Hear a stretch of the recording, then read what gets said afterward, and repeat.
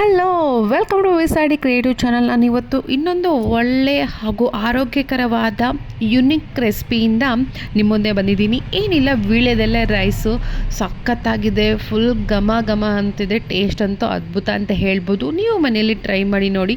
ಅದಕ್ಕೂ ಮುಂಚೆ ರೆಸಿಪಿ ಏನಂತ ತೋರಿಸ್ತೀನಿ. ಮುಂಚಿತವಾಗಿ ಉದ್ದಿನಬೇಳೆ ಚೆನ್ನಾಗಿ ಹುರ್ಕೋಬೇಕು.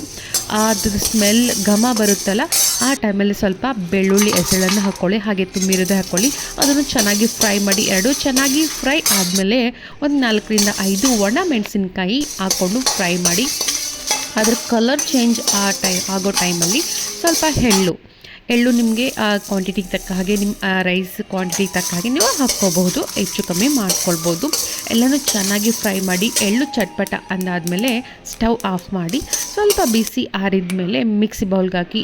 ಈ ಪೌಡ್ರಂತೂ ಒಳ್ಳೆ ಘಮ ಕೊಡ್ತಿದೆ, ಭಾಳ ಅಂದರೆ ಭಾಳ ಚೆನ್ನಾಗಿದೆ ಅದ್ರ ಘಮ ಬಂದುಬಿಟ್ಟು. ನೆಕ್ಸ್ಟ್ ಪ್ಯಾನ್ಗೆ ಆಯಿಲ್ ಹಾಕ್ಕೊಂಡು, ನೆಕ್ಸ್ಟ್ ಕಡಲೆಬೇಳೆ ಹಾಗೂ ಉದ್ದಿನಬೇಳೆ ನಿಮ್ಮ ಇಷ್ಟ, ನಾನಿಲ್ಲಿ ಹಾಕಿಲ್ಲ, ಶೇಂಗಾ ಹಾಕಿ ಚೆನ್ನಾಗಿ ಹುರ್ಕೊಳ್ಳಿ. ನೆಕ್ಸ್ಟ್ ಸಾಸಿವೆ, ಜೀರಿಗೆ, ಕರಿಬೇವು ಎಲ್ಲ ಹಾಕಿ ಚೆನ್ನಾಗಿ ಚಟ್ಪಟ ಅಂದಮೇಲೆ ಆನಿಯನ್, ಸಣ್ಣದಾಗಿ ಹೆಚ್ಚಿರೋ ಆನಿಯನ್ ಹಾಕಿ ಚೆನ್ನಾಗಿ ಬೆಂದಮೇಲೆ ಸ್ವಲ್ಪ ಉಪ್ಪು ಹಾಗೂ ಅರಿಶಿನ ಹಾಕಿ ಚೆನ್ನಾಗಿ ಕೈ ಆಡಿಸಿ.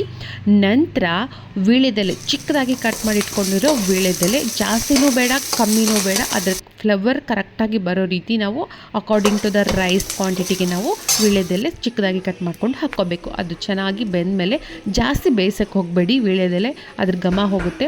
ನೆಕ್ಸ್ಟ್ ರೈಸ್ ಹಾಗೆ ಮತ್ತು ಸಾಲ್ಟ್ ಹಾಗೂ ರುಬ್ಕೊಂಡಿರೋ ಪೌಡರ್ ಹಾಕಿ ಕಲಸಿದ್ರೆ ಸೂಪರ್ಬ್ ಆಗಿರೋ ಘಮಿಸುವ ವೀಳ್ಯದೆಲೆ ರೈಸ್ ರೆಡಿ. ತಿನ್ನೋದಕ್ಕಂತೂ ಸಖತ್ತಾಗಿದೆ. ಅದರ ಘಮ ನೋಡಿದ್ರೆ ತಿನ್ನಬೇಕು ಅಂತ ಅನಿಸುತ್ತೆ, ಅಷ್ಟು ಚೆನ್ನಾಗಿದೆ. ನೀವು ಮನೇಲಿ ಟ್ರೈ ಮಾಡಿ ನೋಡಿ.